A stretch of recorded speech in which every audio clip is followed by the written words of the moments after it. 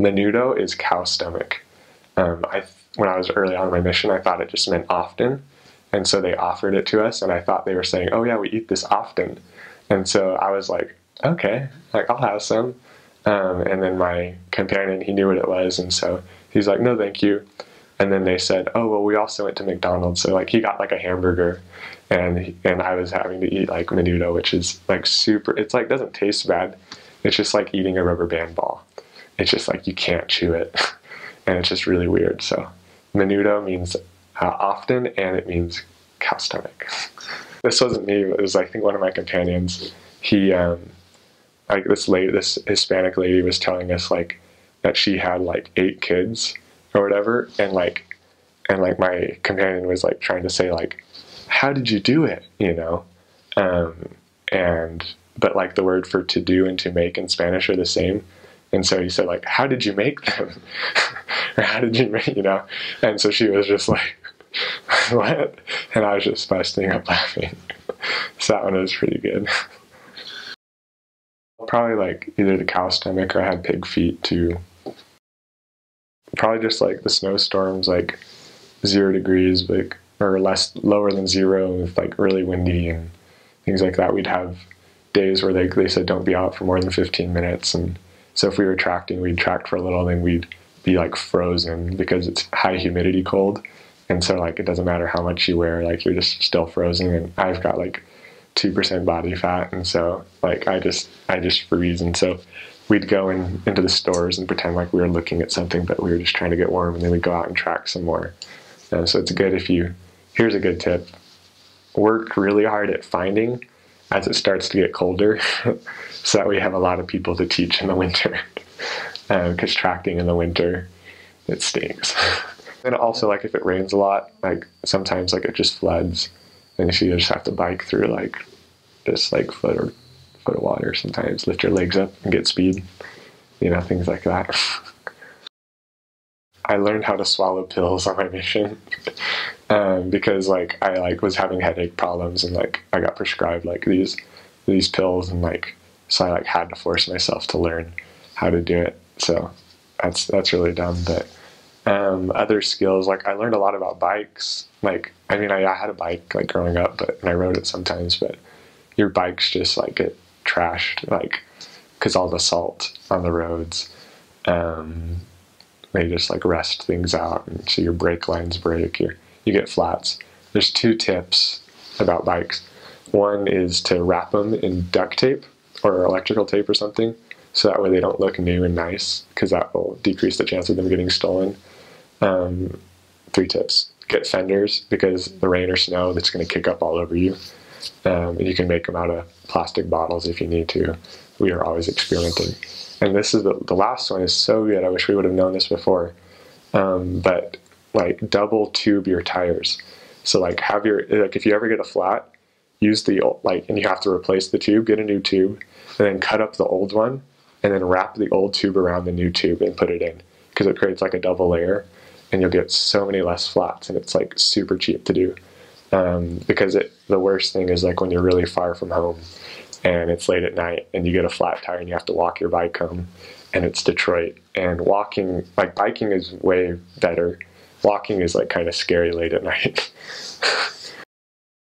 One time on the way home from church, we were actually in a car with some other missionaries, and we saw like 3 guys like approaching this prostitute, and like one of them had like this huge 2x4, and so that's what caught our attention. And they just like actually kind of like started like beating her up and like taking her purse. And so the missionary who was driving, he like stopped the car and like started honking. But then like a car next to us, like a bunch of guys got out of the car, and like we're all holding their belts, and so we were like, oh no, what do we do? So we just like we kind of drove off, but called the cops, and the cops said, oh, we'll send a request. And then like I don't think anyone came, and like eventually the other elders went back and talked to the lady, and it looked like they just were probably stealing drugs out of her purse or something like that. Like they were probably like the pimps and she was the prostitute, you know, things like that.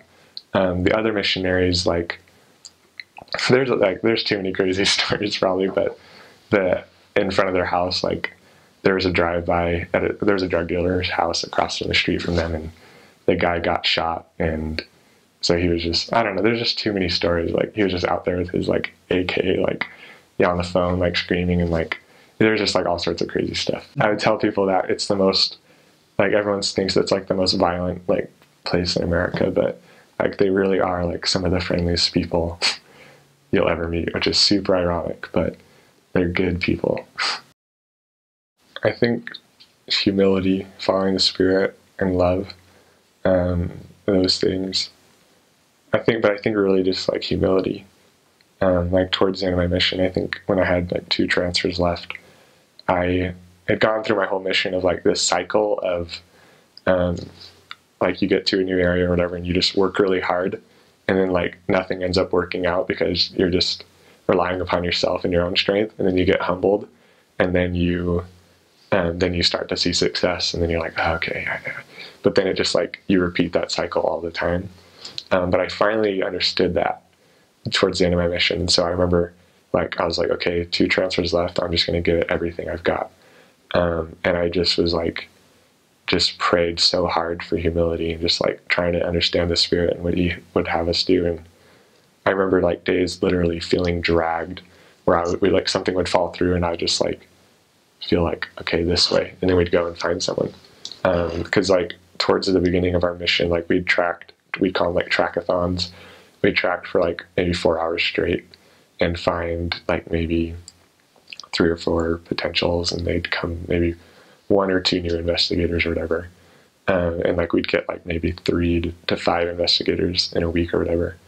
But I remember like towards the end of my mission, like there was one week where I think we knocked on 1 door that whole week, but we found 20 new investigators that week, and it was just like everywhere we went, like people were just like popping up and like needing the gospel, and like it was just crazy. Like, so I truly believe in the power of humility. I remember this one time we were teaching the first lesson, and like the missionary's objective in the first lesson is to like end it with a commitment for baptism or whatever. And then I was on an exchange with a different missionary, and we were just going through like, the whole, that God calls prophets, and there's Christ had a church, and then there was like an apostasy, and we led up to the start of the restoration. But the elder that I was with, he prefaced it, and we were teaching to probably like 20-something-year-old girls or whatever, and I think their boyfriend was like in the kitchen, like, because he didn't want to listen, but they were interested. I think they were sisters, and he prefaced it by saying, what we're going to tell you next is the most important thing that's happened since the resurrection of Jesus Christ.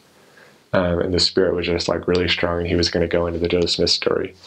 And one of them just like interrupted us and said, we haven't been baptized, and it was just like, we were like, oh, we're going to get to that, but it was just kind of like in Acts where it says like the Spirit pricked people's hearts. It was just like, if you invited the Spirit, people like, they want to be baptized, they want to repent, and they want to follow Christ. It's probably been said before, but just the whole idea of when you come up for your mission, like everyone will say like, have you adjusted?